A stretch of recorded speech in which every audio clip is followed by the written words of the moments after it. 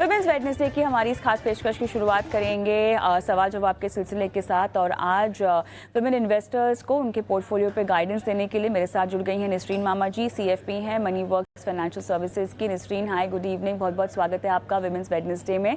और आज हमारे सारे सवाल महिलाओं के निवेश से जुड़े होंगे निसरीन।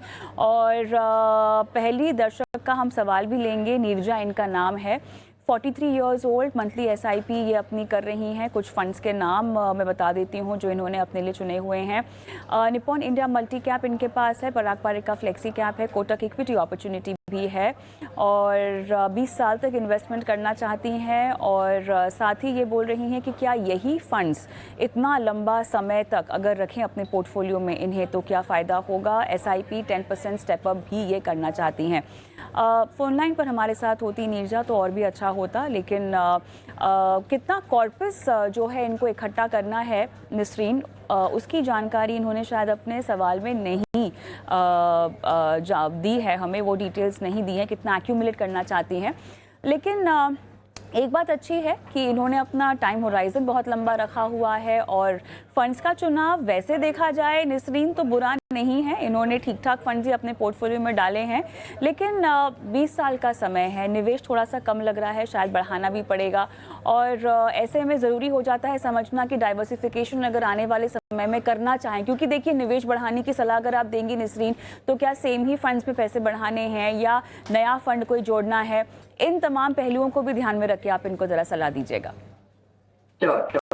So congratulations नीरजा, आपने 43 इयर्स में आपने इन्वेस्ट भी किया है। आपकी लंप सम अभी ऑलरेडी 1,80,000 है और अब 10,000 रुपया महीना SIP भी आपने शुरू कर दिया है, तो ये अच्छी बात है। और मैं आपको 2 चेंजेस सलाह देना चाहती हूँ आपकी इन्वेस्टमेंट्स में। एक तो आपने निप्पॉन इंडिया मल्टी कैप में IDCW प्लान में इन्वेस्ट किया है, तो यहाँ आपको ये स्विच करना है ग्रोथ प्लान को, because growth plan money compound होता है over a period of time and जो आपको डिविडेंड मिल रहा है वो आपकी NAV से कम हो रहा है और आपकी यूनिट्स भी कम हो रहे हैं। तो इट इज बेटर कि आप कंपाउंड करें, क्यूमुलेटिव ऑप्शन ले और ग्रोथ ऑप्शन में जाए, तो ये आपकी कंपाउंडिंग बेनिफिट्स इंक्रीज होगी। तो ये एक सलाह मशवरा है। और दूसरा पूरा आपकी जो पोर्टफोलियो है निप्पॉन इंडिया मल्टी कैप, पराग पारिक फ्लेक्सी और कोटक इक्विटी अपॉर्चुनिटीज, यहाँ आपकी मिड एंड स्मॉल कैप जो ओवरऑल पोर्टफोलियो में जो एलोकेशन होनी चाहिए वो थोड़ी कम है। तो इसीलिए आप 1 या 2 इयर्स के बाद आप एक मिड कैप फंड आप इंक्लूड कर सकती है, कोटक इमर्जिंग इक्विटी, या एक स्मॉल कैप फंड आप इंक्लूड कर सकते हो, SBI स्मॉल कैप फंड। तो small and mid cap exposure आपको बढ़ाना है, अदरवाइज आपकी पोर्टफोलियो सही है, आप ये इसको कंटिन्यू कर दीजिए। 20 साल के बाद आपको 12% कंपाउंडेड एनुअलाइज ग्रोथ रेट मिले तो आपकी फ्यूचर वैल्यू होगी, आपकी कॉर्पस होगी 20 साल के बाद 1.18 करोड़। और आप स्टेप अप करना चाहिए, आपने बोला है कि आपने कहा है कि मैं स्टेप अप करना चाहूंगी, तो ये भी बहुत अच्छी बात है। इस साल आप 10,000 रुपया कर रही हो, नेक्स्ट ईयर आप 10% इंक्रीज करेंगे, 11,000 रुपीज SIP करेंगे and so on and so forth, तो आपकी कॉर्पस होगी 20 साल के बाद 2 करोड़ रुपीज। तो ये स्टेप अप आप 10% आप इंक्रीज करेंगे 20 साल में, तो आपकी काफी कॉर्पस बढ़ने की आवश्यकता है। तो डेफिनेटली आप वो कीजिए। और करंटली 10,000 SIP पे आपकी फ्यूचर वैल्यू होगी 1.18 करोड़, प्रोवाइडेड हमारी ग्रोथ रेट 12% रहे 20 इयर्स के लिए। So all the best you Neerja. Alright Neerja, phone line पर तो मेरे साथ है नहीं फिलहाल, लेकिन आपने जो इनको सलाह दी है मिड और स्मॉल कैप में अपना एक्सपोजर बढ़ाने को लेकर आपने एक ऑप्शनल विकल्प इनको दिया है। क्या ज़रूरी नहीं होता कि मिड कैप स्मॉल कैप्स को पोर्टफोलियो में थोड़ी सी और अहम जगह दे दी जाए? देखिए लार्ज कैप्स तो बहुत इंपॉर्टेंट होते ही हैं, नो डाउट अबाउट इट, लेकिन मिड कैप स्मॉल कैप्स को भी क्या शुरुआती फेज़ में पोर्टफोलियो में डाल देना चाहिए? क्या ये आप रेकमेंड करेंगी? हालांकि अभी इनके पास जो एक्सपोजर है उसमें इनके पास है mid cap small across the market caps exposure है, थोड़ा सा टिल्टेड लार्ज कैप्स की ओर ज़्यादा है, बट क्या अभी ही इन्हें शामिल करना चाहिए अपने पोर्टफोलियो में, कोई मिड कैप स्मॉल कैप, या इंतजार करना चाहिए? तो मैंने कहा है कि 1 या 2 साल के बाद आपकी जब भी जैसे आप स्टेप अप करना चाहते हो तो 2 इयर्स के बाद आपकी एसआईपी होगी 12,000 या 12,500, तभी आप इंक्लूड कर सकते हो एक mid cap small cap fund. फिलहाल जो आप कर रहे हो वो सही है, लेकिन 1-2 साल के बाद डेफिनेटली आप इंक्लूड कीजिए, बिकॉज आपकी एसआईपी अमाउंट भी इंक्रीज हो रही है। तो वहां मैंने आपको रिकमेंडेशन किया है कि आप एक इंक्लूड अनदर फोलियो और अनदर फंड जो स्मॉल मिड कैप में आपकी ओवरऑल पोर्टफोलियो में small and mid cap allocation कम है, बिकॉज मल्टी कैप फंड में it is going to be 25% compulsory है स्मॉल कैप में, 25% मिड कैप में, और बाकी के 25% फंड मैनेजर कॉल लेगा। फ्लेक्सी कैप फंड में पूरा कॉल मैनेजर की ही रिस्पॉन्सिबिलिटी है कौन से कैपिटलाइजेशन में जाना, और today most of these funds are large cap skewed. तो इसीलिए मैंने कहा कि आपकी टेन्योर काफी लंबी है, आप 20 साल के लिए इन्वेस्ट करना चाहते हो, 2 इयर्स के बाद भी आपकी 18 इयर्स की इन्वेस्टमेंट जर्नी होगी, इसीलिए आप हल्का सा लिटिल बिट मोर 15-20% आप स्मॉल एंड मिड कैप में आप इंक्रीज कीजिए आपकी पोर्टफोलियो को, बिकॉज लॉन्गर टेन्योर में आप डेफिनेटली ये स्ट्रेटेजी में आपकी रिटर्न हायर होने की आवश्यकता है। शिखा का सवाल लेंगे हम, नसरीन। 5 लाख का इमरजेंसी फंड और 25,000 की एसआईपी शुरू करनी है 20 साल तक, और 5% से स्टेप अप भी कर पाएंगी। HDFC flexi cap, Kotak multi cap, Invesco small cap, Edelweiss mid cap, Motilal Oswal का लार्ज एंड मिड कैप। इनमें से ये पूछ रहे हैं कि कौन सा सही होगा इनके लिए। और बहुत अच्छी बात है शिखा, कॉन्ग्रेचुलेशंस, आपने इमरजेंसी फ़ंड के बारे में पहले पूछा, 5 लाख का आप बनाना चाहती हैं।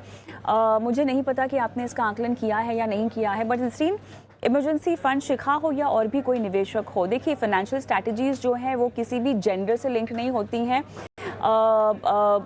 वो जेंडर बायस को ज़्यादा हमें नहीं लाना चाहिए as far as investment fundamentals are concern. But having said that, emergency funds जो हैं हर किसी को क्रिएट करने चाहिए, और ऐसे में उसका भी एक तरीका होता है, वो इमरजेंसी फंड के फिगर तक अराइव करने का भी एक कैलकुलेशन होता है, एक थंब रूल होता है।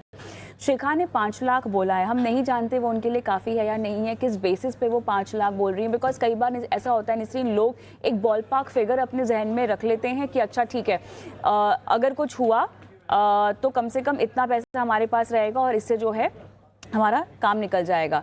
इमरजेंसी फ़ंड बनाने और इमरजेंसी फ़ंड के अमाउंट तक आने के लिए हमें किस तरह का कैलकुलेशन करना ज़रूरी है, क्या क्या बातें फैक्टर इन कर लेनी चाहिए, प्रोसेस क्या होता है, कहाँ निवेश कर सकते हैं उसके लिए, किस तरह के इन्वेस्टमेंट इंस्ट्रूमेंट्स का चुनाव करना चाहिए, मोड ऑफ इन्वेस्टमेंट भी क्या होना चाहिए, ज़रा इससे शुरुआत करते हैं इस सवाल की। तो एक्चुअली कविता, आपने एकदम ही सही क्वेश्चन पूछा है कि ये फिगर पे हम कैसे पहुंचते हैं। इमरजेंसी फंड ये एक लूज कॉन्वर्सेशन पॉइंट होती है, लेकिन ये अमाउंट जो है, हमें कैसे ये अमाउंट डिडक्ट करना चाहिए, वो एकदम ही सही सवाल आपने पूछा है।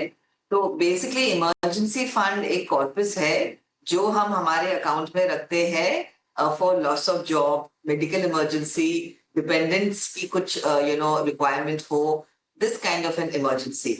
So we have seen theoretically that 6 months of expenses is the figure that आपको calculate करना है for your emergency fund, because उससे ज्यादा आप रखेंगे तो फिर वो भी एक idle amount हो जाएगा आपके investment account में, जो जिसकी आवश्यकता है ज्यादा इंटरेस्ट या ज्यादा ग्रोथ कमाने के लिए। यहाँ एक अपॉर्चुनिटी लॉस हो जाएगा आपके लिए शिखा। तो ये आप ध्यान में रखिए कि 5 लाख रुपीस आपने जो कैलकुलेट किया है, ये आपकी 6 महीने की एक्सपेंस है कि नहीं।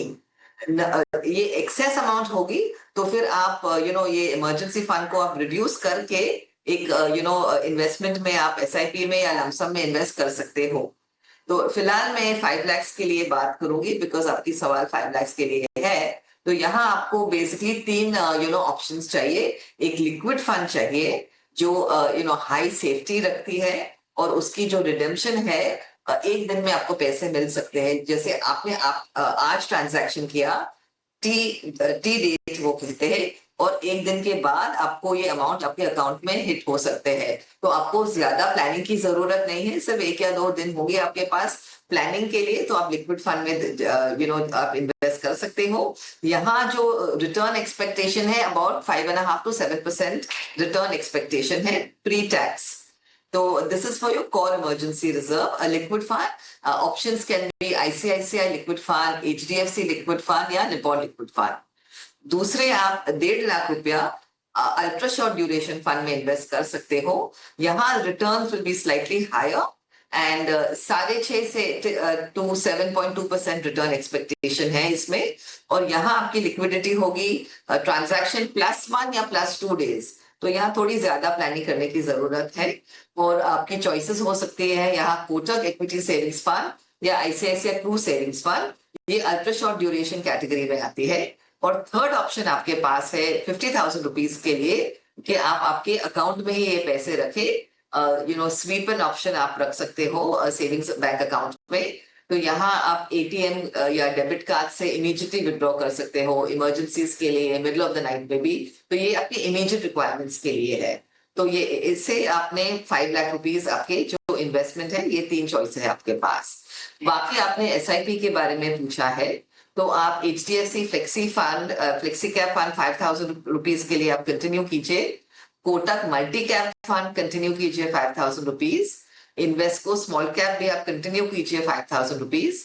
ईडलवाइज मिड कैप फंड को आपको शायद एचडीएफसी मिड कैप अपॉर्चुनिटीज या कोटक इमर्जिंग इक्विटी में आप स्विच कर सकते हो 5,000 रुपीज। ये बाकी के 2 फंड्स है एचडीएफसी और कोटक, उसकी स्ट्राइकली लॉन्गर ट्रैक रिकॉर्ड है, तो मैं आपको सजेस्ट कर सकती हूँ कि यहाँ आप स्विच कीजिए।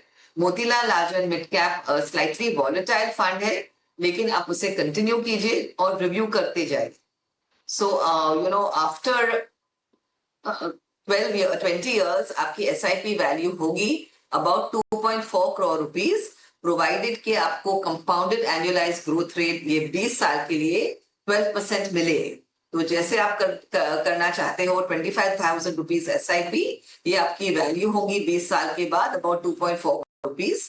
तो डेफिनेटली आप कंटिन्यू कीजिए। और आप स्टेप अप करना चाहे, सपोज आप 5% स्टेप अप करें एवरी ईयर, तो इन दैट केस आपकी फ्यूचर वैल्यू या टारगेट कॉर्पस होगी 20 साल के बाद 3 करोड़ रुपीज।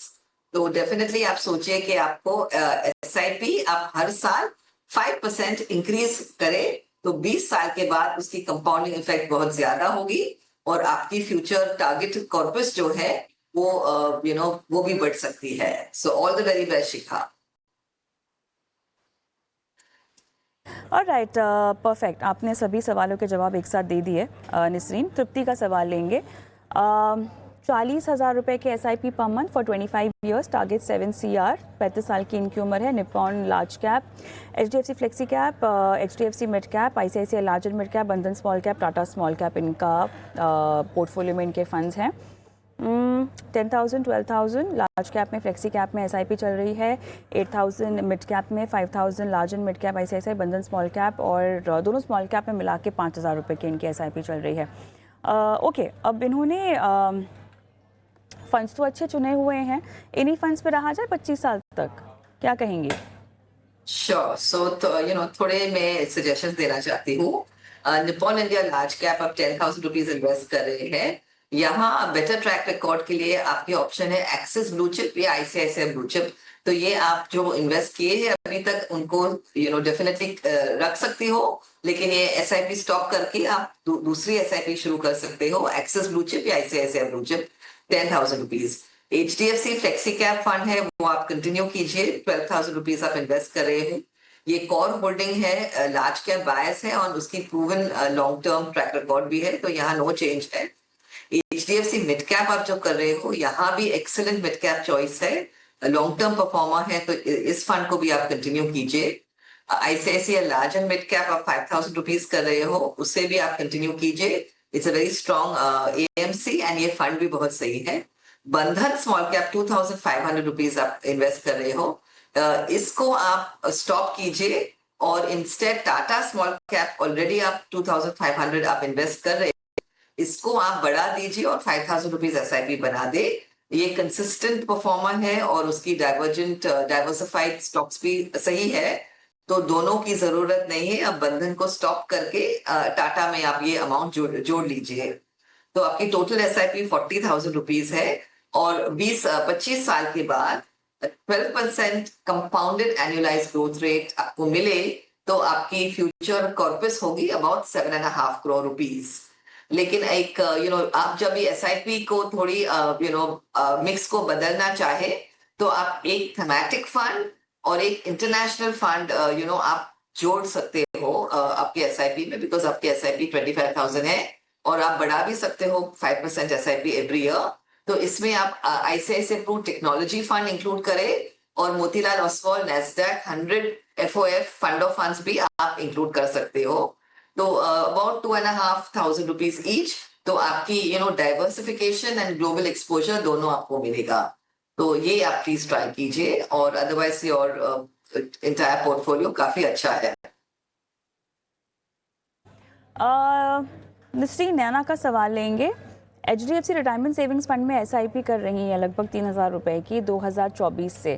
क्या ये फंड सही है या नहीं, ये इनका सवाल है। फ़ोन लाइन पर मेरे साथ नहीं है, पर मैं बस उम्मीद करती हूँ कि इनके पास और भी सारे फंड्स हो, बिकॉज इस फंड से अगर शुरुआत कर रही हैं अपने इन्वेस्टमेंट की तो ये कैसा फ़ंड होगा। और apart from that also retirement savings fund है ये, और हालांकि रिटायरमेंट की एक रणनीति आपके पास होनी चाहिए, उसको लेकर इन्वेस्टमेंट इंस्ट्रूमेंट्स भी आपको सिलेक्ट करने चाहिए। उस कैटेगरी में ऐसे स्पेसिफिक फंड्स को भी हमें कैसे देखना चाहिए नसरीन? तो सबसे पहले may be you can start, अगर ये इनका पहला फंड है तो चॉइस कैसी होगी? ये actually the HDFC Retirement Savings Fund, as your first investment is a very good choice, because यहाँ आपको सोचना नहीं पड़ेगा ज्यादा और आपने एक अच्छी तरह से रिटायरमेंट सेविंग्स की ऑप्शन शुरू कर दी है। इसकी हिस्टोरिकल परफॉर्मेंस 5 and 10 years के लिए बहुत अच्छी है compare to the peer group, and उसकी diversification also large mid and small caps में बहुत अच्छी तरह से डाइवर्सिफाई किया है। तो नैना, ये एक अच्छी do it your self kit है जो आपने लिया है, तो कंग्रेचुलेशन ऑन दैट, बहुत अच्छी चॉइस थी। लेकिन अभी आपकी इन्वेस्टमेंट 15 और 20 इयर्स के लिए आप कर रहे हो, तो काफी लंबा टाइम स्पैन है, और आप 3,000 रुपीज अपने अभी शुरू किया है, तो आप इसको इंक्रीज करना भी चाहोगे सम टाइम। तो यहाँ आपको थोड़ी डाइवर्सिफिकेशन के लिए आप एक फ्लेक्सी कैप ऐड कर सकते हो। पराग पर एक flexi cap, it's a very good fund, आप उसको ऐड कीजिए आपके पोर्टफोलियो में। इंटरनेशनल एक्सपोजर के लिए आप Motilal Oswal Nasdaq 100 fund of funds में भी आप इन्वेस्ट कर सकते हो, और एक मिड या स्मॉल कैप फंड का होना भी जरूरी है। तो यहाँ आप HDFC mid cap opportunity fund में इंक्लूड कर सकते हो आपके पोर्टफोलियो में। तो दिस विल थोड़ी आपकी एसेट एलोकेशन थोड़ी डाइवर्सिफाई भी हो जाएगी, आपको ग्लोबल एक्सपोजर भी मिलेगा, और अब मिड एंड स्मॉल कैप की एक्सपोजर जो इंक्लूड होनी चाहिए, बिकॉज आपकी इन्वेस्टमेंट है 15-20 इयर्स के लिए। तो लंबा टाइम स्पैन के लिए थोड़ी मिड कैप एक्सपोजर और small and mid cap exposure आप बढ़ा सकते हो। So definitely good choice, but some few suggestions to improve the overall performance. ये सवाल है, और उसी के साथ साथ HDFC रिटायरमेंट सेविंग्स फंड अगर किसी के पोर्टफोलियो में अगर नहीं हो तो क्या लेना चाहिए Nasreen HDFC retirement savings fund? So इसमें ज्यादा सोचना नहीं पड़ता है, नहीं sort of a bundled fund like a retirement fund।